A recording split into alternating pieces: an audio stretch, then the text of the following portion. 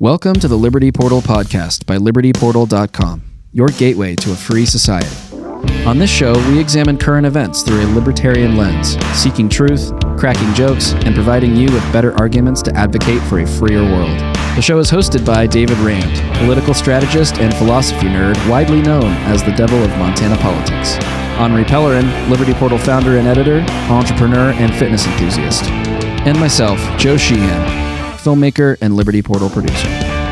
Nuclear. No. Nuclear? God damn it. It's not nuclear, but that's what you say. That's the Bushism. Oh, yeah. Right? Nuclear. It's nuclear. Nuclear. God, I cannot say it. I'm going to make you write that on a chalkboard like 100 times. That is weird because it is nuclear, but like everyone says nuclear. Not everyone. Nuclear. I say nuclear. I say nuclear. I feel like I think switch. Well, I actually had a speech impediment when I was a kid. You are handicapped. To get over that. Yeah. He's double handicapped. Yeah, double handicapped. Colorblind and speech impediment. He is our diversity on this podcast. He's bald, handicapped, and colorblind. My first suggestion for the podcast name was 3 white guys in a room, but that didn't go over well. I mean, I think that describes about 98% of podcasts. So True. Not a great differentiator, but you know, it's all right. It's all right. Kyle's Jewish. He's fine. 5%. I'm here to talk about the banks. Oh, shit. Just perpetuating stereotypes. Oh, man. That definitely got flagged by Brookings Institution. Oh, yeah. Speaking of which, actually, this was interesting. So your video about, what was it that we were talking about? Oh, the FBI suggesting to social media companies that they censor different people started out really slow. And I thought for sure it was getting censored on YouTube because it had like 10 views after maybe 8 hours. And I checked it like late, kind of right before I went to bed yesterday, and it had almost 2,000 views and like 70 or 80 likes. So I was like, it actually took off. Wow. It just was like this delayed start. And I don't know what it is that I'm still trying to figure out how to get traction on any of these social media platforms. Just call it the FB. Yeah, FBI. we just call them the alphabet boys. Yeah. Does intelligence state, like, is that any less, you know? I don't know. Yeah, we got to experiment. I think they're flagging. They might be flagging it. Well, yeah, that was one of those things because we played the clip and then you and Henri just like got super animated. You both were just like, cut it, and just went into it. Kyle, you're a little dynamic, so if you're gonna get loud, you got to back up us a little bit. Hello. Just so you know, you're clipping just a little, but I'm moderating you. Feels like we've already started, guys. Howdy. Yeah. How are you? Howdy. Good. How are you? Good. David, what's your who are you? What's your deal? What's your deal, man? I am a professional libertarian of sorts. I think that's one way to say what I do. Though the category of libertarian is divisive at times. Like people don't.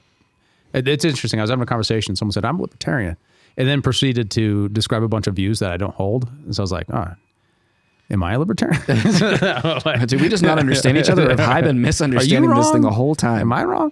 But so that's the thing. That's the problem with categories, right? But definitely at some point in my life, I decided that my aim, my goal would be to lead a life of meaning by advocating for the things that matter to me. Lots of things matter to me that aren't politics, that are philosophy, that are just life stuff, you know, having kids, for example, or being a good person. But there's lots of elements of, you know, advocating that with my job and my life outside of my job and everything I do that has provided with me a lens to see the world that's meaningful that I want to share.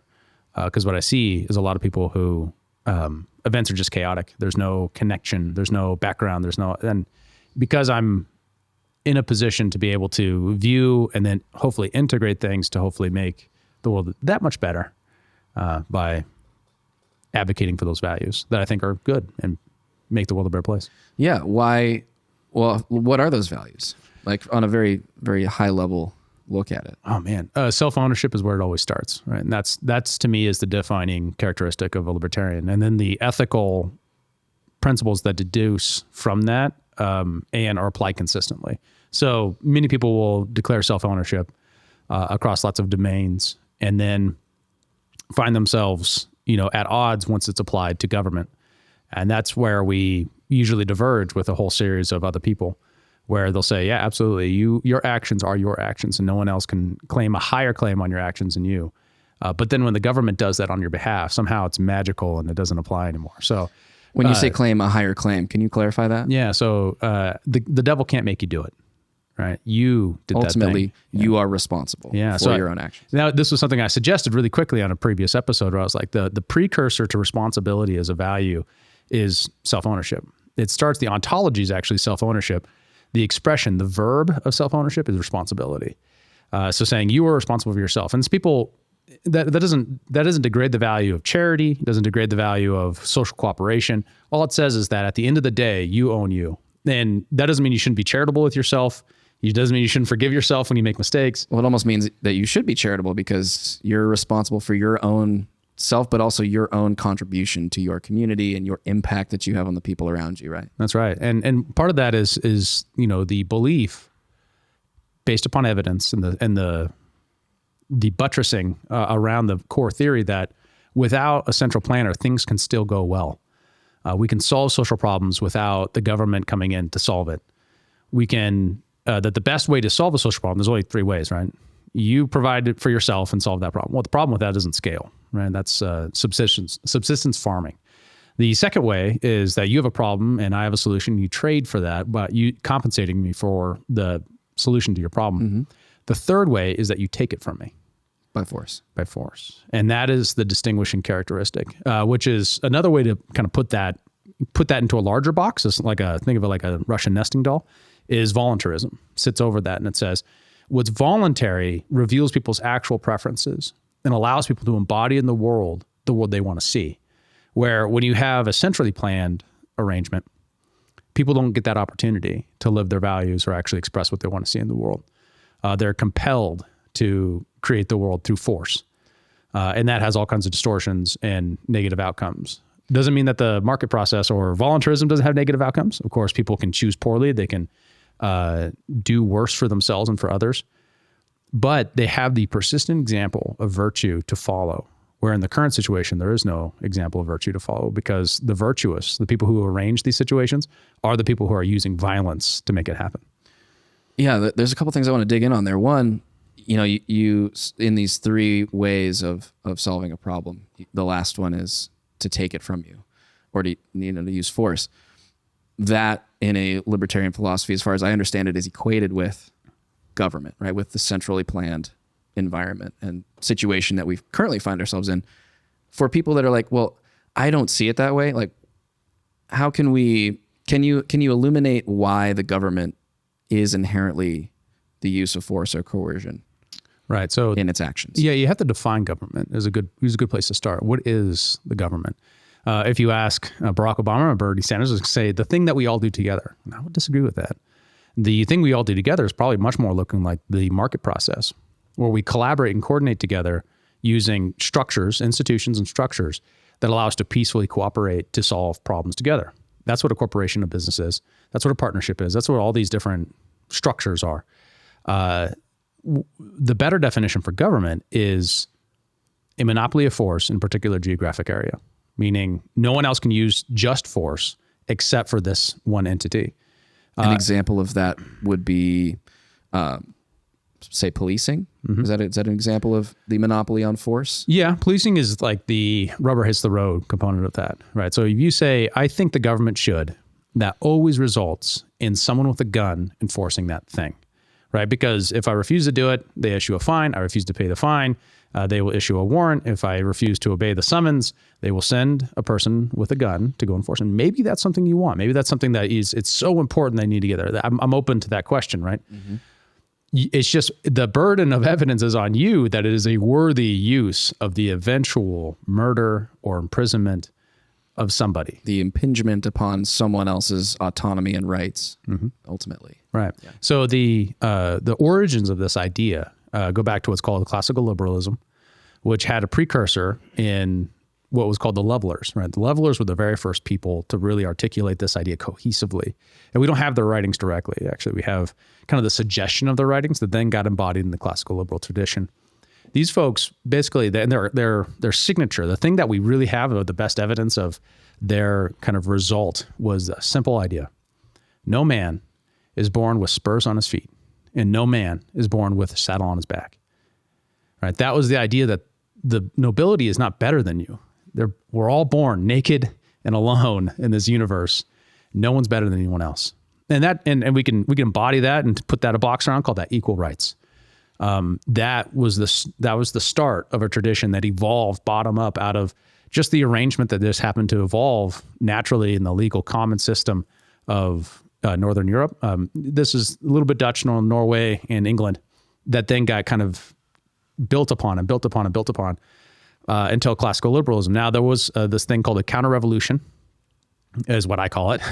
I can't remember the academic. He wrote the Machiavellians who coined that term. James Burnham, the father of neoconservatism. Yeah, James Burnham, who called it the counter-revolution, which was basically this moment in history where what happened was the progressives came in and they basically said, well, yeah, the market process is good and communism doesn't work. So what we're going to do is we're going to harness the market process for the aims of the state. So we're going to preserve what we like about statism and communism and nationalism. And instead of having all these property owners using their property in the way they want, they can only use property in the aims that suit, the leaders in power. And so they kind of put these boxes around what that means. And now a lot of times when we talk about laissez-faire capitalism, or we talk about the free market, or we talk about what I would like to talk about is the end result of free people making choices and solving problems. They say the problem with that is it's anarchic. There's just no centralizing force to make sure it's all going the right direction, because we're all in the same boat, trying to steelman the argument. We're all in the same boat. We're all competing in the global stage. We're all on the same planet. So we've got to make sure that there's someone organizing everything to make sure it's heading the right direction. Where I'm very skeptical that anyone has that knowledge, the ability or capability to know where the right direction is to go.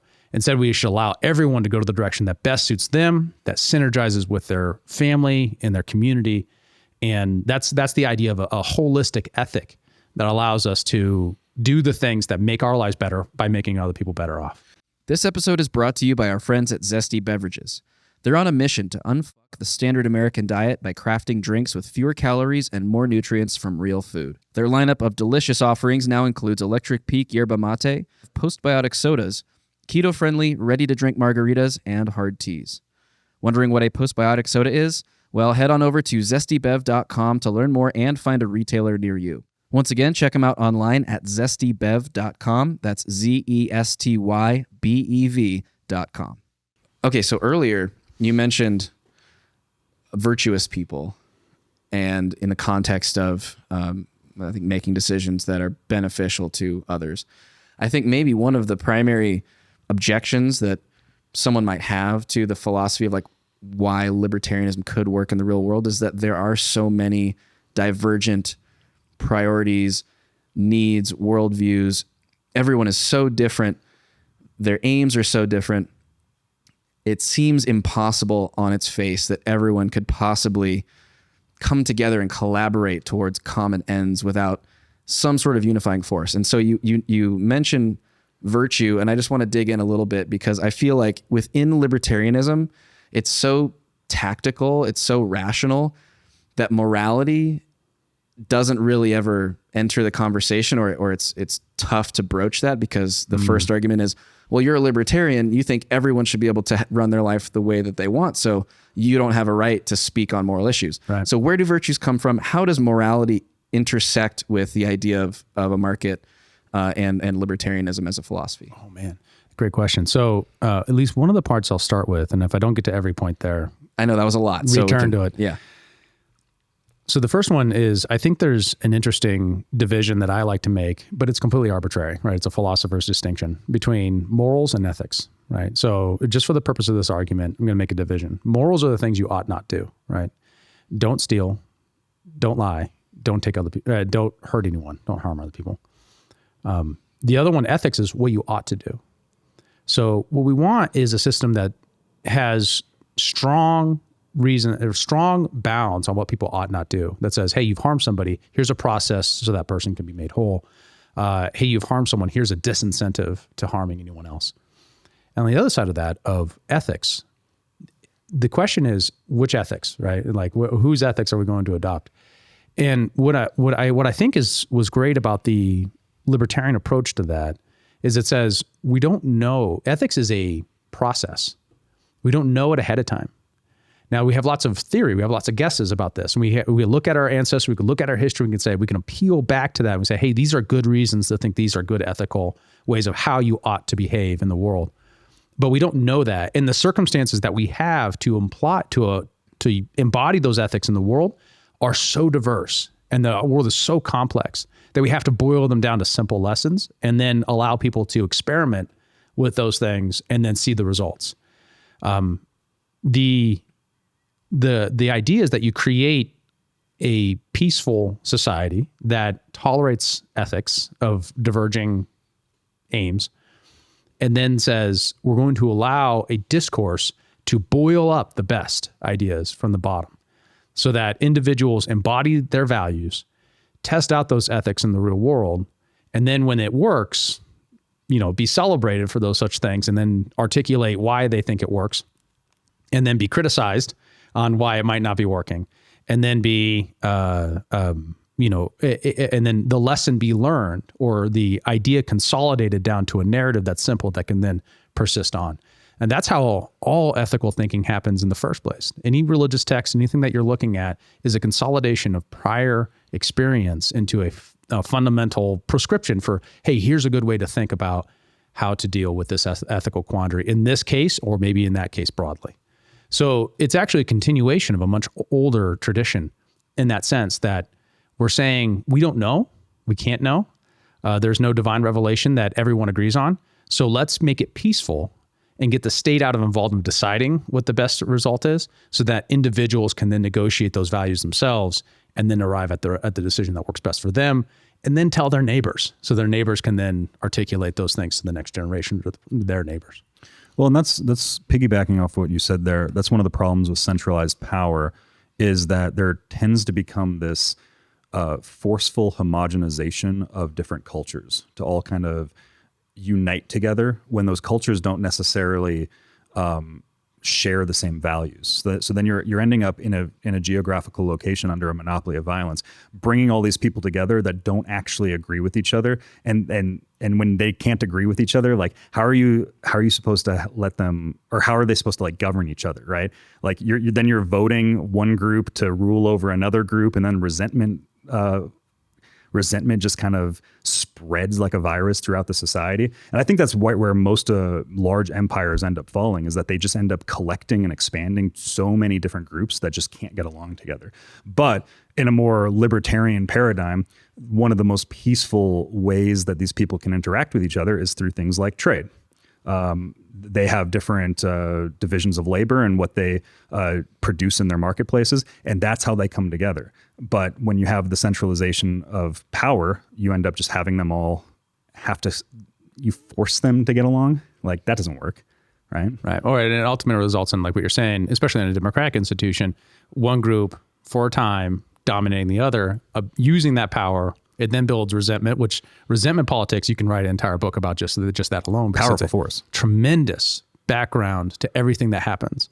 You could look at the entire Trump movement as a resentment politics, right? For what people prescribe to be being a victim of another group. And then we say, well, we're gonna put the right person in power, it's gonna fix it. Well, that ultimately cannot, because the solution is freedom. The solution is freedom, tolerance, openness, equal rights. We treat everyone the same, and simple rules of what they ought not to do, and allow people to discover what they ought to do. That is a much better, more peaceful society. It's never happened before, right? It's not like a sustainable, constant, like if everything just disappeared, that's where we would go to. Everything is up to human discovery, action, and behavior. So the way people discover these ideas, embody them in the world, is what creates that world, right? So it requires people to say, no, this is a philosophy that I can agree with as a Christian, as a Muslim, as a Mormon, as a whatever other values you have. You're saying, the one thing I will not do is use the monopoly force to enforce my social vision on the world. That's all it requires. And then applying that consistently, right? And saying, oh yeah, it applies to, abortion issues, but it does not apply to what you're allowed to have on your phone. So we're going to ban TikTok or something like that. Does that make sense? Absolutely. Well, and yeah, the Trump thing is, I think, accurate. And then also the left-wing kind of elements of everything that's going on with the left. It's also a resentment and people scapegoating their problems around, right? Like populism seems to very much be a symptom of resentment that has spread over decades, if not centuries. And then it all just boils up into this massive polarity that we have now. And I don't know how you fix it with the centralized power, because you're just going to have one dominating another at the end of the day. And then because of our system, they end up going back and forth like a pendulum in the domination. Well, and I think to that point, Kyle, a lot of people think that one of the major faults of libertarianism is that because by its very nature, the philosophy is one of decentralization and sort of dismantling of this power structure, that there's not really a good mechanism in place for libertarian-minded people to mount a resistance to the forces that are more geared towards centralizing authoritarian control over people. So is libertarianism as a political entity, as a political movement, viable right now, especially in this environment of polarity, because it sort of lacks that? Like how does someone take a libertarian philosophy and apply it within the current political paradigm? So at least part of this is there's a veil behind what we do, right? So one of the biggest debates before they abolish slavery is, what are you going to do with all the slaves? And how do you compensate the slave owners? Because you're removing their property. Those are the wrong premises, right? People who are set free will decide for themselves how best to organize their lives and how best to go forward once you free them. No one should ever own a person. And so there's no compensation, of course, for slave owners, right? Yes. But that's applying a principle, right? You don't know that principle works out until you did. So it does require, I want to say leap of faith. That's not quite the right word, because we both have a sound theory, and then it's buttressed with facts, right, and evidence. So if you engage seriously with those things, that social vision applied consistently works in many other elements that we can look to.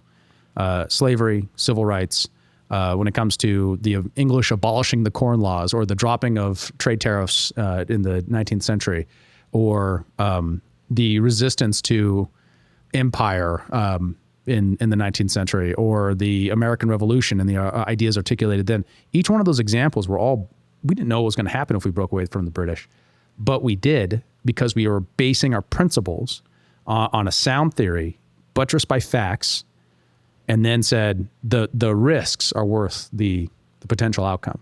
And that's ultimately all human decision making has to be made on that basis, right? There's no way to know for certain anything's going to result the way you think it will. It has to be down to those things, and then a risk tolerance. So things have to be uncomfortable enough to actually want a future. Another way to think about it. This is Mises's human action theorem. In order for someone to act, this is from a school of economic thought called praxeology. Basically, it's a science of action. Prax is the Latin root word for action. So the science of action says that in order for someone to commit action, right, first thing, they have to have a state of discomfort. Something has to be wrong. Something has to be a solvable problem. Second, they have to have a vision for a better state, an idea about how the world could be better, made better. And then third, they implement action or a means to then accomplish that ends. And then it's all up to probability of whether or not it actually works or not, right? We don't live in a deterministic world. We live in a probabilistic world. So they then do that action, and then it fails, and their vision is challenged, or it succeeds and their vision is confirmed. That's all human action. So for anybody, the basic formula is, I have a problem, I have a vision of a better state, and then I go out and solve that. That's true for every domain, right? So regulation. Right now we have this huge problem where all these states have blown up certifications. Poor people can't work because they can't get certified. We've gone from about 12 to 20 professions being certified in the 1960s to tens of thousands of professions being certified today. The amount of paperwork and fees and all the things that go with that, a lot of this is cartelizing all these industries, all these problems. So there's a point of pain. In order to change that law, many groups have documented the pain it caused, proposed a legislative solution, a vision of a better state, and then advocated that using the political process, either by primarying people challenging people in general elections, working under the dome, that's a shorthand for Capitol buildings, and then celebrating the win, casting this future state, and then documenting how, people are made better off when you reduce the barriers that keep them from being able to be employed. A great example, one of the common ones, and obviously it starts with the most compelling case with the most compelling victim, is African hair braiding, right? You have a tradition that goes way, way back for the African American community in hair braiding. And then all of a sudden cosmetologists say, no, that's our grift. You can't do hair braiding. You got to get this special certification. And they're like, what the heck? I can do it for free, but I can't do it if I charge, if I get paid, if I get compensated for it. This is insane. I'm not dyeing someone's hair. I'm not working with chemicals by someone's eyes. All I'm doing is that. So they always sell these certification regimes under safety. So obviously there wasn't a safety concern. Obviously, so that's like the low-hanging fruit. The high-hanging fruit is like, how do we get to the place where the American Medical Association doesn't have a monopoly on what's considered a doctor, right? Because once you have a monopoly, you have an incentive to abuse that monopoly in order to create consensus of thought. We know this is true since COVID. There's all kinds of bad incentives to that monopoly of the American Medical Association. Yeah, it's really interesting. And especially since COVID, I feel like you talk about risk tolerance, and you have to have this ability to take a chance on something not working out. And I feel like since COVID, our risk tolerance as individuals, some of us, but collectively as a society, has gone way down. Anything that is in any way dangerous is sort of too dangerous, almost by default. It's like binary. There's no real gradient there anymore. At least it seems like it's consolidating in that direction. And I want to frame this in the context of what we're going through right now, experiencing these banking crises. There's this idea of taking risk financially, and then if that risk doesn't pay off, but you get bailed out by the government, it creates what's called a moral hazard. And we're hearing this word thrown around a lot. Can you kind of define like what a moral hazard is and how it manifests itself in this realm and perhaps others? Yeah, so one of the key insights of economics is that people respond to incentives, right? So if the price of something goes down, you're more likely to buy it, right? If you need it, right? Sure. The price of something goes up, you respond to that incentive by holding off consumption, right? Depending on your values, your time preference, things like that. So moral hazard is just applying that same idea to the perverse incentives that a bailout creates, right? Once you've bailed something out, you've now created the incentive for people to be reckless in the sense that they're going to guess they're going to get bailed out. This goes all the way back to the 1990s when the Federal Reserve bailed out the peso and bailed out the savings and loans in the 1980s. That then created the incentive that, okay, if the Fed as the lender of last resort was meant to cover banks so that they don't close from bank runs, but then it's going to be, well, actually, if you just malinvest, they'll also bail you out. And now to the point where we've embodied the institution of bailouts into what's called systemic risk. And anytime something has systemic risk, they automatically get bailed out. And this is another cartelizing force. It pushes all banks to either be big, huge, supermassive banks or small banks, nothing in between. And interestingly, there was a bunch of articles that came out that criticized the repeals of certain factors of Dodd-Frank for the current crisis, right? Even though a lot of medium-sized banks would have totally gone out of business without those repeals, completely without looking at the trade-offs. Well, and it was, I listened to the debate between Vivek Ramaswamy, presidential candidate, and David Sachs, two Republicans taking opposite sides on bailing out depositors on the SVB crisis. And this was Vivek's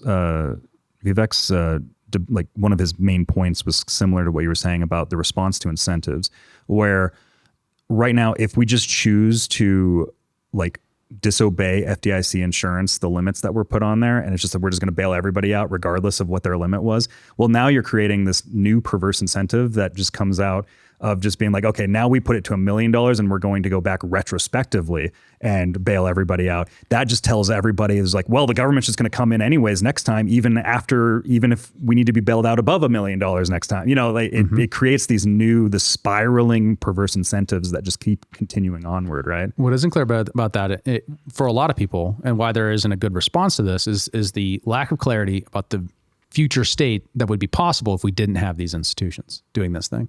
And that is, in the case of SVB, is it would be up to the venture capitalists who are funding these businesses to put up more capital in order so they can make payroll. But what happens is you have all the people who benefit from the bailout saying, well, if we don't do this, then everything's going to fall apart and all these people are going to lose their jobs and all that kind of stuff, rather than saying it is our responsibility to make sure that these institutions who have good businesses, that are sound businesses, continue to get the funding they need and capital they need. In fact, it's an opportunity for other people to invest capital in these businesses and help them along if they have that. The problem is, and this is another problem of centralization, because we have the Fed, we have a singular price of interest.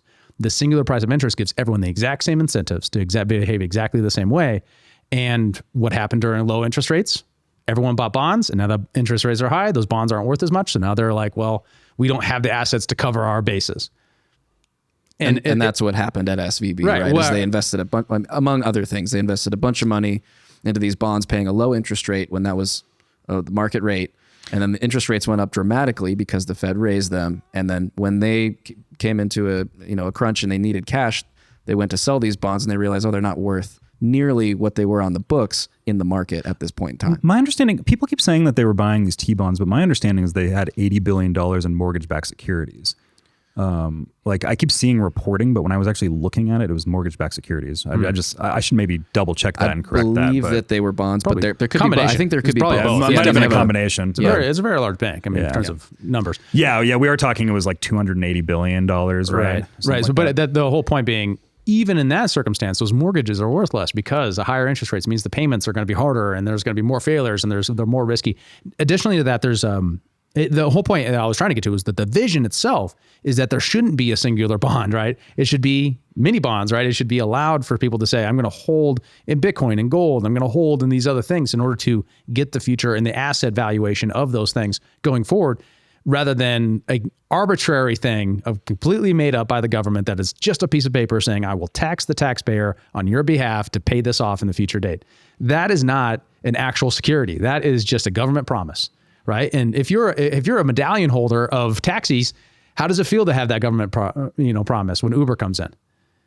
Right. The government arbitrarily can do that. Right. That's the nature of it. So that's why we shouldn't have those institutions. We shouldn't have tax medallions. We shouldn't have treasury bonds. What we should have are market-based market-based solutions, market-based mechanisms and institutions that allow people to take real things and base them on actual assets to then invest in and move throughout the money in order to build the loanable savings market so we can have capital investment so that we can grow the economy.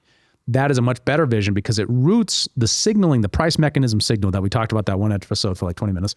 That signal then goes from the origin point, the extraction of those industries and the making of those products to the actual person saving or spending or doing that thing. That way you actually are dealing in real goods so you don't malinvest, make miscalculations based upon a distorted signal. Yeah. And so it brings me back to that point that you made, I think the last episode, talking about the Keynesian worldview says that consumption is the primary driver of the economy, but you can't consume things without things first being produced, right? This is sort of in essence what you said. And so the Austrian or the alternative to the Keynesian approach is that production is the primary driver of economic growth, right? Right. The distinguishment is something called Say's law, which is that you have to produce something before you can consume it, right? Which makes perfect rational sense. So how could Keynesian economists, how could this worldview that is so upside down be the primary economic worldview at the upper echelons of the Fed and in government today? How's that possible? The court priest. That's how. What's that? Right. The court priest was an analogy by Murray Rothbard that says that a lot of intelligentsia is actually a post de facto justification of the preferred government policies that were already preferred. Can you say that in layman's terms? Yeah. So like I rather than generating a hypothesis and then experimenting with it, what I do is I look to what the needs are of policymakers and then I generate a theory for those needs and then I go find the evidence for it.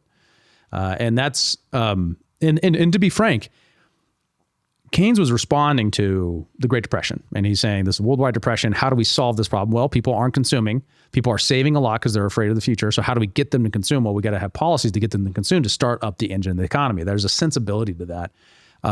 The problem is that the entire problem was created in the first place by the actions of the Fed and by the actions of the interest rate policy through the 1920s that created 1929 that then created the Great Depression. So yeah. Well, yeah, and a lot of these ideas, like they start to circulate around like a mind virus, where you have certain incentives that are being signaled by the Fed. You also have these big international conglomerates that are doing things like ESGs, environmental social governance, accreditation, and DEI programs. And all of these things are like Trojan horses that just creep in like a social contagion that ends up like incentivizing malinvestment. And then when actual problems occur, everybody's just like, who said the quote?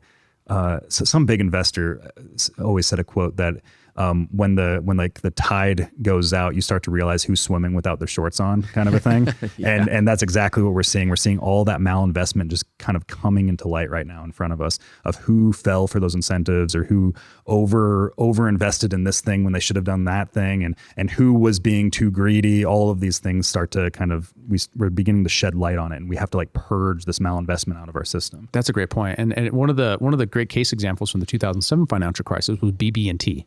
Right, it was a bank run by John Allison. He'd been running the bank for 50 years or something like that. Old school bank, actually kept two different sets of books. One that complied with the government actuary standards, and then their own, in order to like have good actuary standards. So when the financial crisis happened, and they created TARP, the Trouble Asset Relief Program, to bail out all the banks and bail out the financial system, they were like, "Well, we don't need it, so don't give it to us." And like, "No, you have to take it." And there's why. Well, because we don't want the signal that there are some banks that don't have problems. They want the signal to be that all the banks are having problems. That's right.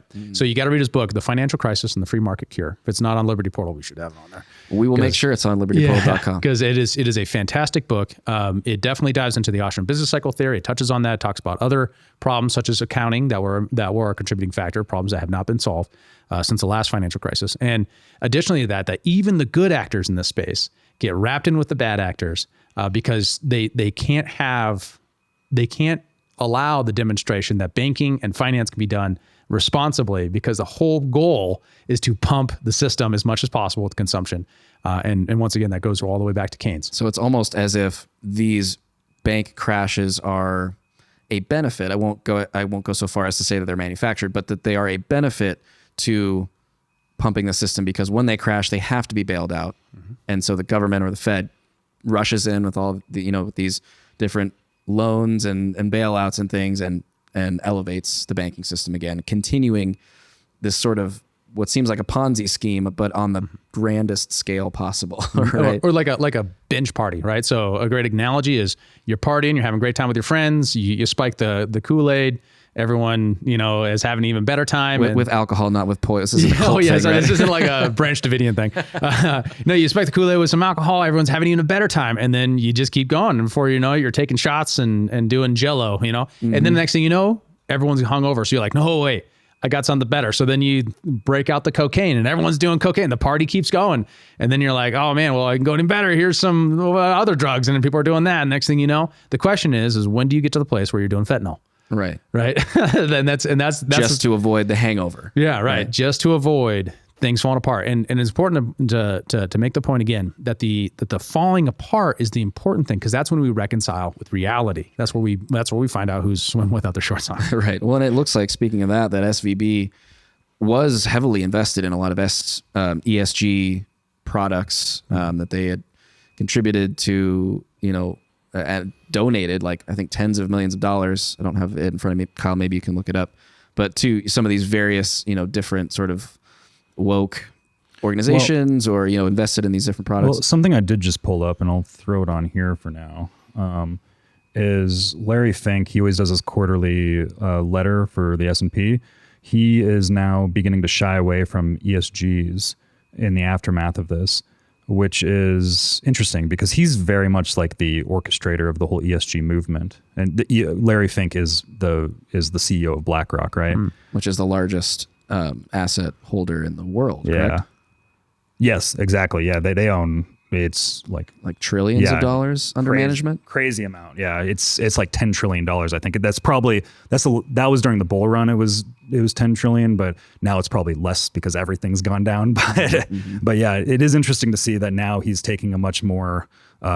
He's seeing the political backlash that came from the anti-ESG movement that started to creep into the lexicon over the last 2 years, probably. Well, and so the unfortunate side effect then of and I know that it's not a bailout of SVB's investors or management, right? I mean, it's been made very clear throughout this process of what's gone on in the last week since we last spoke that this is bailing out the depositors. But still, by ensuring all of these companies that have placed their trust, their money, and their deposits beyond the insured amount via FDIC, allowing them to be protected is allowing them the moral hazard of continuing to invest with banks that manage money irresponsibly. Therefore, even if this bank fails, it doesn't necessarily remove the moral hazard of other banks in the future from acting irresponsibly. Right. Well, and that's the thing is, like, maybe I'm a dick for saying this, but I view any transaction, anything that you do with your money, you are making some sort of an investment decision, and you have to make some sort of risk calculus on that. Giving your money to a bank to loan out is, supposed to be seen as a low risk, like, investment. Like, that's really kind of what it is. Like, these banks are just hedge funds with lower risk, until lately. Now they seem to be a bit higher risk. But like every single decision that you are making with what you do with your money should be seen as an investment decision where you could lose everything. And that's just something when you're looking at banks, that's another thing to always have in the back of your mind. Like, they might screw around with your money. Well, the problem here though is that by that calculus, and I'm not saying you're wrong, but we've got these systemically important banks. Is that what they're called? SIBs, right? You've got like basically the big four. The big four. Right? And by taking that approach, necessarily smaller banks are going to have smaller pools of capital. They're going to be more reliant on depositors and have less availability of this cheap money from the Fed. The big four are like the safest place to keep your money. So by that calculus, everyone and people are still doing this in spite of the bank run supposedly being stopped by bailing out depositors at SVB. People are still pulling their money out of small regional banks, sucking it up, centralizing it with these big four banks and others around the world. We're watching a nationalization of the banking industry, like even more so than it already was, right? Well, it wasn't like last time when Bear Stearns and Lehman Brothers got bailed out that all the people who ran those organizations just went and flipped burgers afterwards. Right. It's ridiculous to think that the managers are not being bailed out. Oh, come on. Right. They're not going to just disappear. They're going to go be like, oh, I was in charge of SVB. And they're like, oh, that was an interesting part of your resume. Well, and that's the thing with the SVB stuff.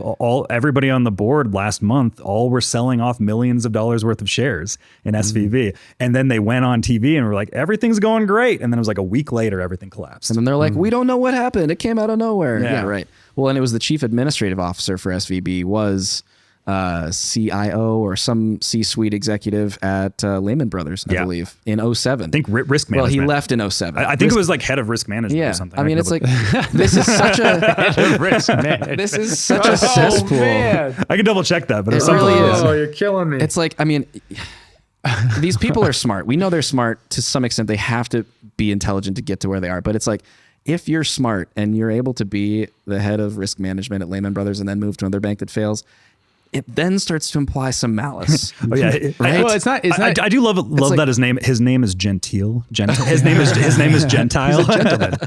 It's more the Gentile. You can only imply ignorance for so long when you see track records like that. He was the CFO of Lehman Brothers. Wow. Joseph Gentile. Wow. So that demonstrates that what counts in the system is not your ability to provide value to your customers. What counts is who you know and the cronyism within the system. Now that persists no matter what, because that's human nature. The question is, do you have measures of accountability to actually create that? Now, the market process, I would guess, is a much better measure of accountability than asking the government to regulate it, right? Because if he didn't have the implicit guarantee of a government bailout, he would have a lot harder time getting his next job. But because I don't know, a lot of people over at the Treasury Department, don't worry about it.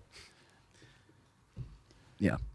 Well, I mean, it's sort of the regulatory capture, but in a different industry, right? It's instead of it being that the EPA is regulating their friends that spill chemicals on occasion, or the FDA regulating their friends in pharmaceuticals, and careers bouncing back and forth between the two. It's we know that there is this career pathway between the Fed and various big banks. I mean, wasn't Janet Yellen at Goldman Sachs? Yeah. And remember that last financial crisis, the guy who was the Treasury Secretary was a former Lehman Brothers, executive. And this whole system does not need to be. We take it as for granted that this is how it is, but it does not have to be this way. We can make other choices. We can organize differently.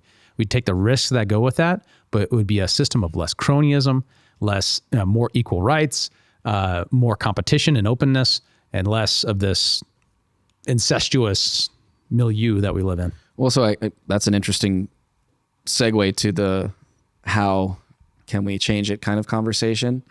And Kyle, I'd actually like to query you on this because I know you're our resident crypto degen. The cryptocurrency space blew up sort of with the promise that it was, this new era of finance that's decentralized, that removes people from the central banking system, hedge against inflation, gold 2.0. There were all these narratives surrounding Bitcoin and a lot of the other projects.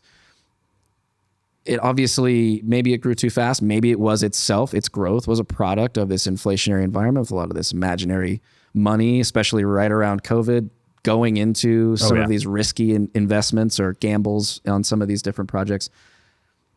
Where's crypto now, especially since the crash, which does sort of, looking back in hindsight, seem to be sort of maybe the first indicator of a major kind of cascading effect that is right now, at the point where we're at with SVB, with the banks starting to be affected. What do you see going on in the crypto space? It is going to be interesting to see how everyone kind of responds to it. Because we are seeing fleeing capital happen right now, and a lot of people are fleeing into the big four, as we talked about. But we also did see a lot of movement into Bitcoin and Ethereum in the aftermath of all this. I think Bitcoin was up 15% on the day of all this crashing was happening. I'm always going to be have a crypto bias. It's just a very safe place where I think it is to store money right now, because nobody can control it. There's no third parties that are getting in your way. You can move it on weekends. you can move it across borders, no problem. I think that's going to be one of the directions that the world starts to move towards. A lot of the big concerns right now, I think, are in the stablecoin space right now. In the aftermath of the SVB collapse, Circle, who owns USDC. There's two major stablecoins, Tether and USDC. USDC is much more like the government-regulated, government-friendly coin. They were working with six different banks, and one of them was SVB. So didn't they also have funds with Signature Bank in New York? I think so. Which also collapsed or was so bailed out? So what we ended up seeing was these stablecoins supposed to be stable at $1, pegged to the dollar, is you ended up seeing everybody fleeing from USDC to Tether, and Tether went up to $1.10, and USDC went down to 85 cents for a few days. And I think one of the biggest problems that people in the crypto space have to kind of contend with is these fiat-backed stable coins, because ultimately the dollars that those are pegged to are sitting in banks. So the whole crypto space is supposed to get away from the banks, and we're supposed to live bankless. But you have all these tokens existing on the Ethereum chain and stuff like that are being backed by dollars sitting in banks. And that's where people are kind of in the bear market. They leave their cash, right? So I think that the crypto space has to contend with that stuff. But at the end of the day, Bitcoin doesn't have to deal with those problems. Ethereum doesn't have to deal with those problems. They're still safe. Why? Bitcoin is backed by miners, right? Ethereum is backed by stakers. That's where their value comes from. That's where the verification of the network exists. So if you're just on a wallet, you have money on a Bitcoin wallet, you can still move things no problem, as long as the miners are still going on the network. As long as there's liquidity, as long as you can get your Bitcoin out to dollars, right? If you're concerned with getting into fiat, then you need some sort of a choke point to be able to do that. That's where a lot of people in the crypto space right now are kind of joking and memeing about Operation Choke Point. That's what they're calling it, because there was kind of an attack on Signature Bank. Dodd-Frank, I think, is a member of Signature Bank, and he said that Barney Frank. Frank. Yeah, Dodd is another guy. Chris Dodd, Barney Frank. Yeah. Barney Frank. Former senators. Yeah, Barney Frank, he said something along the lines of, there was no real, I'm going to butcher this quote. I should find the quote, where he said something along the lines of there was no real reason for them to come after us. I think they came after us because we were a pro crypto bank. He said something like that, and which is interesting. Well, and we've also got, I think, pretty recent news that the CBDC is supposed Central to bank start digital rolling currency. out in July, I think. I don't have a headline in front of me. They have like a project they're working on to create a model for one, but they don't actually have it, right? If I was to put my conspiracy hat on right now, what I think is happening right now is that there's a civil war going on between the Fed boys and the Davos boys. And the Fed boys still want to strengthen the dollar by continuing to increase interest rates. And the Davos boys, who I think are who have intellectually captured the Biden administration, are very much trying to collapse the dollar. And I think a lot of our geopolitics is resolving around that. They're very much trying to collapse the dollar so that there is a rescue mechanism that is universal basic income and central bank digital currencies. I think that there is an actual kind of strategic plan in place like that. That takes place at the global like IMF level or World Bank level. Well, it's on recording now, so if you're wrong, we'll come know. back to it in a couple of years. We'll know. Yeah, let's come back in a decade and let's see where this goes right now. God, I hope you're wrong. I mean, but when that happens, that's where the big deal. That's where the real fight, I think, is something like centralized technocracy and like cryptographic individualism. I think that's where like the fight of the new era is. those are a lot of big words there. Can you define those? Centralized technocracy. I think that there is very much a plan of like global elites trying to centralize everything in the Western Empire across Europe, like the whole Anglosphere. And they want to kind of bring everybody together and homogenize everything and kind of their technocratic scientific elite controlling everything. And then what I mean by individualistic or cryptographic individualism, I mean that there's going to be something like these rebellion zones of like network states kind of around the world that are much more in the crypto sphere. And then you're also going to have like China and Russia as an Eastern bloc. I think those are going to be like the three polarities of the world that we see. When you say network state, that's different from a nation state, sort of more of a digital. I'm stealing that term association? from Balaji. I recently read his book and I really like his concept. His book is brilliant. His book is the network state. Yeah. Imagine that. The network state, how to build a nation. And he lays out kind of a macro thesis of where he sees the world going. And I think that we're beginning to see these network states pop up in places like El Salvador, places like Dubai, places like Singapore. We're seeing more and more of these just kind of generally pop up around the world. And I think that's where this century is moving. And this is stuff that takes place over decades. It's not like the next election is going to change everything. Like these are just macro trends of where the world is moving. Yeah, I think it's in the context of this conversation, there's this concept of becoming your own central bank. And I think that's really fascinating and I think crypto is probably a component of that, right? It's a variable, right? Where people are trying to figure out how do I become less dependent on the system in general, in all the ways that it might control your life in some way, the grid as it's generally known, right? But within banking specifically, the concept of being your own central bank just means getting out of fiat currency, getting out of storing your money in dollars where your value, which really is the distillation of your time and your life force, preserved, is being slowly eaten away by inflation and taxation and all these things. I mean, what are some of the other aspects of that? We've got precious metals, right? If you wanted to, and obviously this is not investment advice by any stretch, but just kind of an exploration. If you wanted to get out of storing your money in dollars in a bank where it might be at risk, you could go into crypto. You could go into precious metals. What do you guys think about like that side of things? Yeah, you could also go into real estate. You could go into stocks. Like these are all different places where you can put your money if you're wanting to get out of cash, right? Sure. They all have risk. They all have risk. And you got to pay taxes on them all. That's the real trick, right? I mean, you can even if you buy Bitcoin or buy gold and then you use it to trade, you are taxably liable for the value of when you bought it and to the difference of the value of when you traded it. And that's the core problem. In order to get actual monetary denationalization, we need to effectively eliminate capital gains taxes on those assets. Well, especially gold and silver, right? Because those they are constitutionally considered legal tender, are they not? No, well, are they not? The Constitution is just a piece of paper. Extra constitutional republic, sir. Oh, I'm aware. I'm well aware. Something being in the Constitution does not. I mean, also the war powers are in Congress, but we haven't declared a war since But World War II. If we decided to follow the rules that we seem to have set for this country to be operated, yeah, gold and silver should be legal tender. They shouldn't be taxable, right? Well, Well, I mean, that's one of those tricky to transact things, right? in. Because I think that's, I wish that were true. But unfortunately, since 1913, we've had a precedent of the monopoly of the dollar, and or that's considered the actual, the Federal Reserve note is considered what is the legal tender in the country. So you'd have to, in order to exist in the current judicial system, that would not take friendly your constitutional argument, and would say that's a bunch of right-wing conspiracy theory, that therefore we have to change the laws, right? And I wouldn't be surprised there's an actual appetite for that. This is one of my problems with conservatives, is that they always think that this piece of paper is going to save them. Nobody's cared about the Constitution in over a century. That's, like, at the end of the day, nothing about our country is still following the Constitution. It's useful as a talking point and sometimes in the Supreme Court, but at the end of the day, nobody actually cares. Everybody just wants their team to win.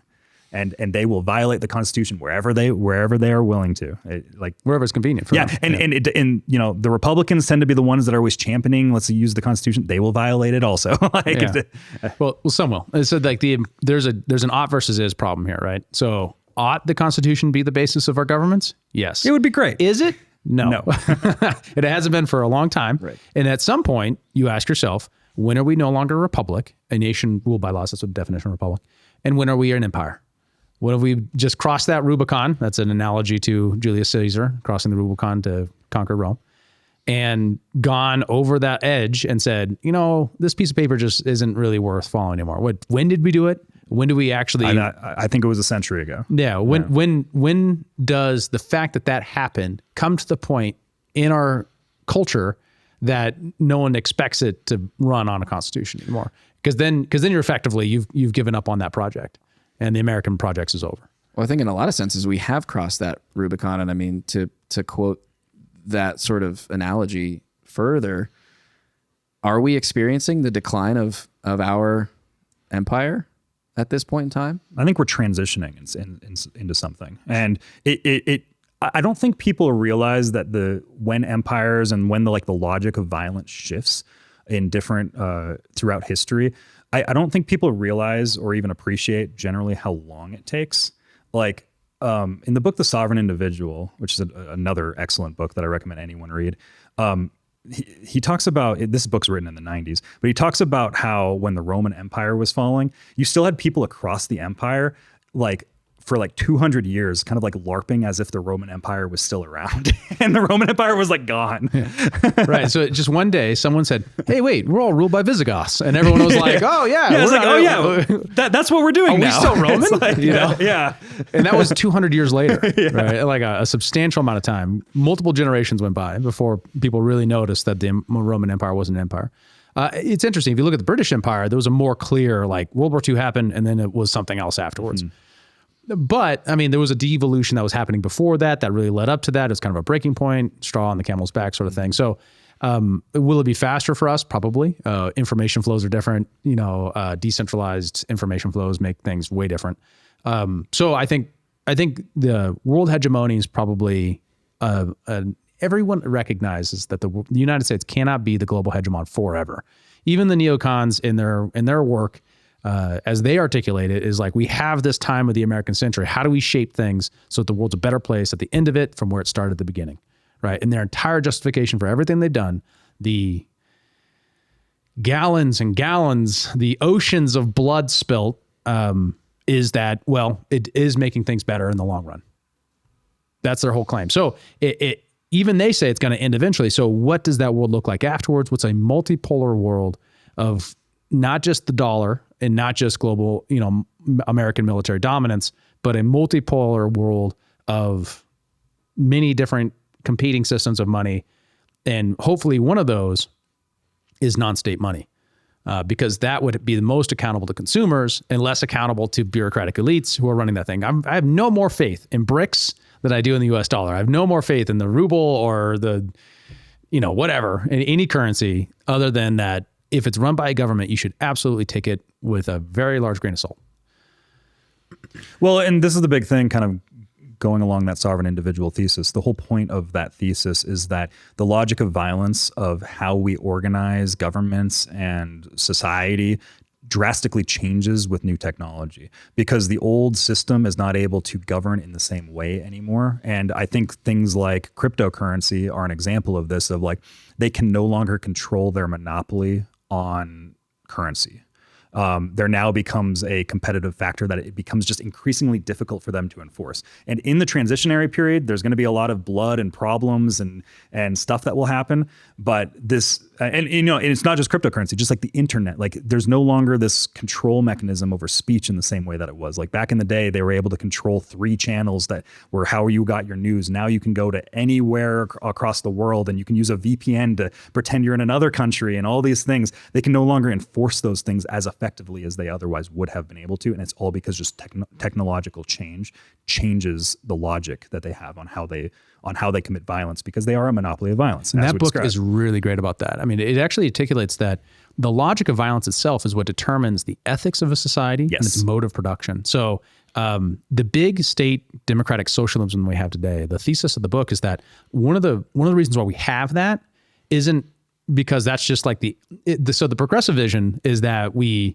realized something about the free market, and then we implemented, all of the FDA and all these, organization, the Department of Labor, all these institutions and bureaucracies in order to control capitalism, so that we could then enter the new millennium where social democracy will take over the world and everything will be great, right? And their argument is like, no. What happened is we created factories. And if you have factories, you have all the production in one place, and it's easy to monopolize over that and extract resources from the factory because it's locked into a place. But what happens when factories are no longer the dominant way of producing things? That more money can be made in decentralized ways of providing services decentralized, of providing even manufacturing decentralized. You look at 3D printing and other phenomena that could change the way that works. And when you look at it on a global scale, then you have the competition of domain where you can't control the flow of money or the flow of goods and services as easily once you have the internet. So with that's one of the reasons we saw this shrinking of social democracy as a powerful force, because it depends on using the production capability of factories as a tax cow, right? Of just harvesting from that thing. And so the logic of social democracy is ending.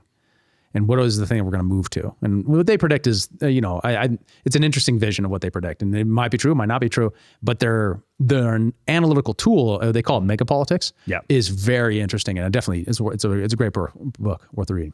Sovereign Individual. Mm-hmm. The Sovereign Individual. Fantastic. I want to read it. I will make sure it's in the show notes as well if you'd like to check it out.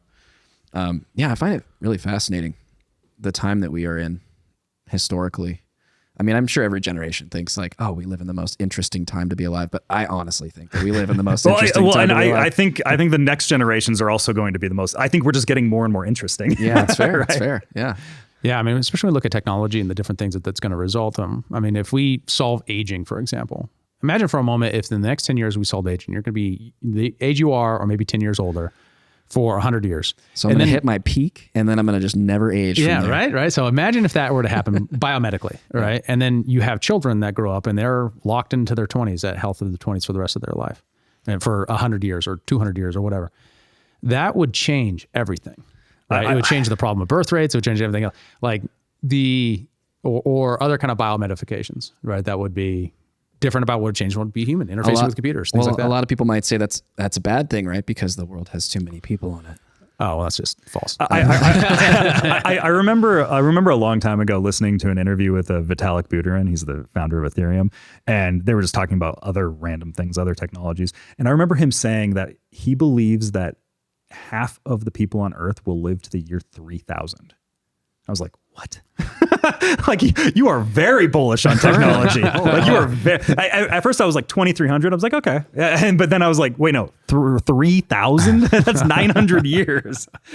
Like how? See, is that even? That's very bullish on technology. Is that even desirable though? I think is a valid question that we should be asking ourselves, because there is this idea, this like transhumanist, post-humanist paradigm that is sort of coming about, the Noah Yuval Harari's of the world are kind of pushing this thing where it's like, eventually we're going to be able to move our brain into an infinite machine body or some sort of digital entity, and we can exist forever. But like, do you want that? That's at that point we're creating a new species.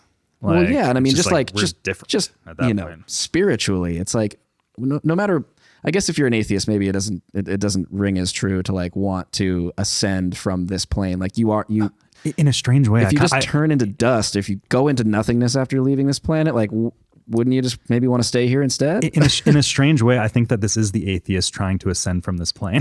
Oh, is that they're like, this is their religion, right? They call it the rapture of the nerds. Yeah.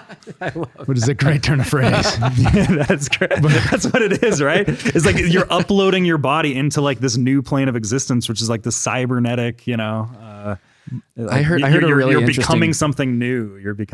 I heard a really interesting take, and it sort of definitely pits the sort of like the technocracy as sort of this satanic force on earth versus sort of like, the heavenly, like godly force of good.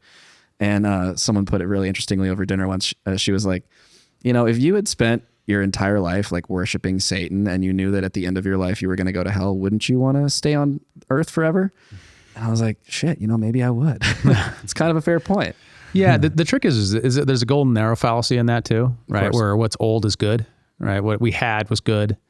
And that is just always a perspective that a generation has a given time when they are in a situation where they're dealing with a more complex world that doesn't look like them anymore, right? So there's this perennial issue of, folks feel like a stranger in their own country. That's because countries change and evolve, right? And every generation looks at the next generation, says, oh, they're weak and unmotivated and, unintelligent and all these other things. Except now it's true though. I don't know. I've met Look at you, Gen Z. I've met some Gen Zers that I'm just like, wow, yeah. The millennials got screwed. The Gen Zers are crazy. like, because they've grown up with a lot of this new technology where it's like, they had a smartphone when they were 5 years old and they're like already really well connected. And, there's negatives, like there's trade-offs and all these things, sure. right? But they are so much more advanced in I think where the world is going. And like Gen Xers and millennials, we were in this awkward transition period where we're still kind of like boomers in a sense when it comes to technology, but some of us are kind of like on board with the Gen Z, but we're in this like awkward position. And like where a lot of our schooling was like afraid of the new technologies that were coming up. Like I remember when I was in middle school and kind of going into high school, it was always kind of like, no, you can't use your internet for your sources. But then once I was like a senior in high school, it was like, no, the internet is just what we do now. Right. So like there became this weird like aversion to technology that I think still lingers inside of like Gen X and millennials. I could see that. Yeah, I could definitely see that. I mean, I certainly don't, when I look at the vision of like the metaverse and like having property in the metaverse and stuff, I'm like, that is the dumbest thing I've ever heard in my life. Now, this is my macro thesis on it. My macro thesis is as the robots continue taking the jobs in the real world, we're going to start outsourcing jobs into metaverses. So it's like you can be a blacksmith in a fantasy world over here, and you're making digital currencies that then you're trading in for like Bitcoin and stuff like that, right? And then buying your pizza with it. Yeah, because everything's becoming much more of like an attention economy, right? So like people are now like finding new meaning in like worlds that we're discovering. Like we're like Christopher Columbusing this and going into new frontiers, right? And it's cyberspace rather than real space. And then additionally to that, I mean, if people's lives get longer, space travel and other innovation in that space in order to become a multi-planet species. And that's again, a whole group of people are going to say like, oh yeah, but you're just abandoning Earth. And oh yeah, but once we leave the planet, are we still human? Right? I mean, because you will change. Sure. In fact, the sci-fi series Expanse is great about articulating just that dynamic, right? You got a whole bunch of people who are born in space, so they will physically look different. And they'll develop their own culture, and then we'll have the same dynamics we have here on the planet, but system-wide. All right. And then it's discovering multi-system, how to get to there. That's one theory around why, the little green men kind of look the way they do, taller, like really skinny, big heads, because they grow in like less gravity. And so they don't need all the musculature of a human that lives on a planet with Earth's gravity. I don't know. Interesting. Also, like all their brain power is going up, and there you go. I know. I saw somebody making kind of an analysis of this. Is you see all these super nerdy tech kids that are all about the transhumanism, and this kind of goes into they're trying to like leave their bodies almost and go into something else. Where you see a lot of these guys, like if you look at like Vitalik or something, founder of looks Libertarian, like an alien. It's like it's like they're super skinny bodies and then just these big heads, like it's like a It's what a lot of them look like, and you're Savage like, cow. it's like it's almost like these transhumanists are like trying to leave their bodies and move into the next thing. Like, I think there is a religious element to that. Because then you could have the body of Joe Rogan afterwards. Is that a causal relationship one way, or is it the other way that they just, they embody that role because they weren't really very good at sports? What came first, the chicken or the egg? Girls read that into it, so I was like, yeah, maybe I'll just go into computers instead. No offense to anybody into computers. I'm sure that I like computers. well, don't we all? I mean, they make life great. Okay, we got all this technology around us. It makes life great. So I would totally do like what's the Neuralink? You would do Right? it? I mean, if you think about like in terms of how you could interface with the computer more efficiently to get more work done, to be more productive in ways that I would, of course, giving my orientation to myself, use to make the world a better place. Okay. Why wouldn't you? Okay. I have a caveat to that. Yeah. What if they install ChatGPT in your Neuralink and it has its certain set of values that don't align with yours? What if it's not up to you how you use it? People think ChatGPT is programmed. It's not programmed. It learns, right? So ChatGPT itself changes its values all the time. So if you'll ask a question of it one day, and then you ask the same question the next day, it'll change because it's learning based upon the inputs it's given. So hold on. So can I go to ChatGPT and just give it inputs? Or is all AI works by inputs. So, what's great about it is with OpenAI, you can download your own version of it and train it the way you want to train it. Is that right? Yeah, Okay, well, not ChatGPT specifically, but there are other AIs that specifically do that. Yeah, right. Because you see all this stuff where it's like, I don't know, I don't remember who posted it. Might have actually been Jordan Peterson on Twitter. It was like, he's like prompted ChatGPT to write a poem about Donald Trump, and it was like very negative, and write a poem about Joe Biden, and it was glowing, and it's like that obviously implies it was like he's bringing light to the world. Like and stuff like that. if it was just harvesting data from the world, it would probably have a fairly split view, right? Because Trump is very, very favorably viewed by a certain segment of society, and vice versa with Joe Biden, and so. To me, I don't think that thesis holds up necessarily. Well, it's getting a bias from somewhere. Sure. Where is that? Let me preface that. ChatGPT is a product of AI using a particular technology that is the neural network brain thing for AI. Not an expert in this area. So my understanding is that it's both that, right? You can have a product like that, and they're going to make it for corporations, right? So they're going to make it corporation friendly. So it's going to be, of course, progressive in these key ways that are important for corporations to adopt and use that AI. But nothing stops people from generating their own. Sure. Right. That's my point. I mean, right? just like the barriers of like having a tremendous amount of computing power and the money to actually do it all. Right. So if there was a control thing, right, and, of course I would do Neuralink a caveat. Of course, it would depend on what do they do with the proprietary information. Are we talking about Microsoft or is it Google? Are they going to sell ads to me? Sure. Are they coordinating with the NSA in order to try to control me? No. What is the actual parameters? I'm coming back to our video we watched about brain transparency. I'm like, I don't know, man. I don't know if that's what I want in my life. I just asked ChatGPT why people should subscribe to the Liberty Portal podcast. Oh, this is beautiful. We'll read it out. As an AI language model, I do not have personal preferences or biases. Well, I think that's probably not true. However, I can provide you with some general information about the Liberty Portal podcast. The Liberty Portal podcast is a show dedicated to discussing libertarian philosophy, economics, and political theory. The show's hosts aim to provide listeners with insights and perspectives on a wide range of topics relating to individual freedom, free markets, limited government, and other key principles of libertarianism. This is kind of eerie right now. Continuing on here. Listeners who are interested in learning more about libertarianism or who want to hear thoughtful discussions on current events from a libertarian perspective may find the show informative and engaging. Additionally, those who are already familiar with libertarianism may appreciate the opportunity to hear from other libertarians and to deepen their understanding of the philosophy. Wow. Overall, whether you are new to libertarianism or a longtime follower of the philosophy, the Liberty Portal podcast may be a valuable resource for exploring and discussing libertarian ideas. I'll probably use that. Yeah, we'll put that on the on our bio. Endorsed by ChatGPT. Yes. ChatGPT approved. Okay, fair. Maybe I was harsh on it before. What's interesting is you can use it in lots of other ways. So you can say, for example, write this in the style of H.L. Mencken, and it will write it in a style as if H.L. Mencken wrote it. No, it's okay. One of my favorite uses actually is for Dungeons and Dragons. for ChatGPT, right? So I'll say, write the description of this magical place that only exists in, Wikipedia and, on fan fiction, in the style of J.R. Tolkien. And it'll write a first person perspective on that thing. And I can copy, make some edits, throw it into my D&D game. Oh, that's great. Right. So that is a pedestrian use, but there's tremendous uses. I mean, I think of AI, and I love this analogy. Think of AI as the difference between farming with your hands versus farming with a tractor.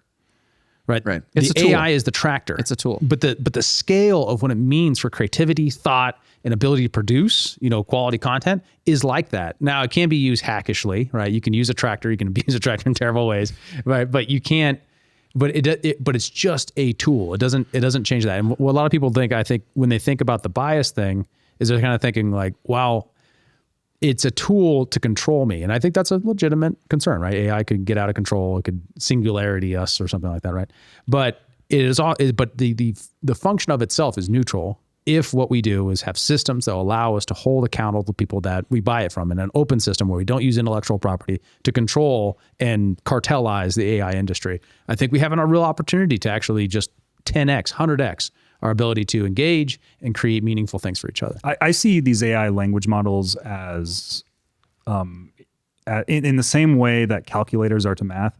I see these language models in the same way as like calculators to writing. It's going to be something where like schools and how we do things, people are going to have a certain aversion to it. Like, oh no, kids are cheating on their tests and things like that. But it's going to quickly become something that is just something that we use, and every school will eventually kind of adopt it in the same way. Like, when you're learning math in school and you're in high school, like back in our days, like you can't use a calculator, that's cheating. But now it's just kind of assumed in a lot of schools that you're always going to have a calculator in your pocket. So we might as well use this. And as long as you're learning like the mechanics of how to do things, you can use it for calculation, right? ChatGPT is going to be the same type of thing. Yeah, I think it would, man, that really prompted something in me, but I just might have lost it. Oh man, I'm sorry. My bad. You're fired. God, I totally botched fired. that. Holy cow. Like you had it.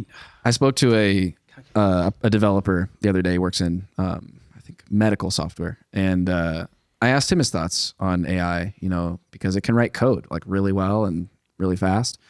And I was like, is this threatening your job? Do you feel concerned about the future? And he's like, no, not really. I think it's just going to make me more productive. It'll allow me to generate snippets of code that I can then inject into a larger project, something that's more complex that AI maybe can't quite do yet.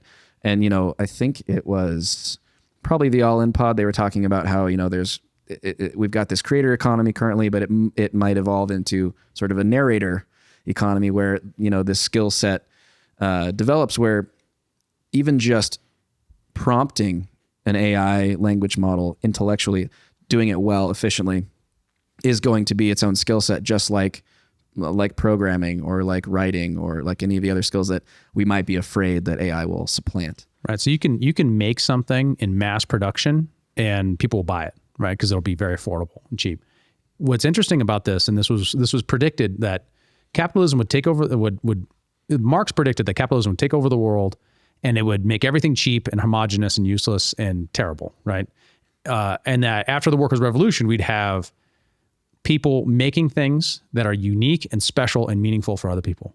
And what actually happened was capitalism took over the world, and then capitalism made a market for unique, special, niche things that are uniquely special for people because it was handmade, right? So we have a friend who makes handmade blacksmith stuff, right? He makes knives and things like that. Will Stelter, check him out. Yeah, he's much bigger on YouTube than we are. Still check him out. Thanks for sharing us that one time though, Will. The knives, you can go down to Walmart and buy some knives, very affordable, but you can buy, tools like that that are handmade, and those have a unique market themselves. I think we'll end up in a similar place when it comes to creativity and language and things like that with these language learning models, is that you'll have a lot of mass production that'll happen on that, but it's going to be relatively known as, something that's lesser quality than if someone says, no, I don't do any of that stuff. I write all this stuff my own. And people will buy that and consume that just because it's made by a real human. Mm-hmm. And there'll be a market there that will celebrate human individuality and creativity while empowering lots of people who don't have that natural skill to be able to write better, learn better, and be able to be more productive. It's the same thing. Like I think we'll end up seeing kind of, say maybe it's in fighting when we're talking about the transhumanism stuff. You'll end up seeing like pure fighters versus like cyborged out fighters. like we'll say, you mean like UFC? Is that what you're talking about? Yeah, like things like that, right? But it's like the same type of thing where certain people are going to have a value that is like, I want to see this type of thing that's much more like pure human driven content or whatever. And then you're going to see these ones where it's just like, oh, I love where technology is going. And, we're going to start to see these divisions. And the market ultimately will play itself out on what people actually value and things, right? It already exists in bodybuilding. Right? So in bodybuilding, you have augmented bodybuilders who are injecting tren and D-ball and all this, hyper hormone changing stuff. And then you have the natural league, and they don't look like the same kind of humans. No. Right? You got... They're both the same species, but they're not both human, right? Yeah, they're pure human category and then roided out human category, right? Like, right. Well, it's awesome. I mean, because there always are these countercultural movements, right? I mean, and we see one today with the advent of all this technology. Like I have friends who intentionally use flip phones because they don't want a smartphone constantly dinging in their pocket, all these notifications. It seems like there's a movement back towards homesteading, towards farming and gardening, towards being involved in nature, getting out of the technological box that we've sort of constructed for ourselves, which, as productive as it can make us, as entertaining and engaging as it can be, there is maybe some kind of primal human drive to resist some of those changes, whether that's intentional, conscious or subconscious is maybe yet to be determined. But I think it's a really interesting frontier that we find ourselves on. And that's why freedom's so important, right? Because as the technology evolves and the values evolve, people can change what they do in order to reflect and live out their values. If you have a central government telling everybody what to do, we ultimately are forced into patterns that don't represent who we are. And that's, I think, a cause of a lot of depression. It's a cause of a lot of people's listlessness and lost feeling that they have when it comes to being disconnected from the world and atomistic and alone, right? Where if we have systems of freedom and tolerance and openness that are mutually beneficial, we would be in a much better spot to realize those values and allow people to do the things that work best for them, whether it's going out to homestead or plugging yourself into a computer and surfing cyberspace. I love it. Guys, I think this has been a really great conversation. it's been fun. And we haven't really talked about the news at all. No, so sometimes I think it's good for us to just bro out and philosophize about things for a while, especially when there's not a whole lot to talk about. I mean, there is a lot to talk about, but I think that you can get bogged down in just staying stuck in the news cycle, and it is important to break out once in a while and think about bigger pictures. And that is something that we try to do every episode, but it's been a refreshing shift. Had a great time. Yeah. Well, thanks guys. We'll see you next time. Peace. Thanks for tuning in to the Liberty Portal podcast. For more episodes, news, and liberty-focused content, visit libertyportal.com and be sure to follow us on Twitter and Instagram. If you like what you heard on the show, we appreciate you sharing it with your friends and giving us a review on your podcast platform of choice.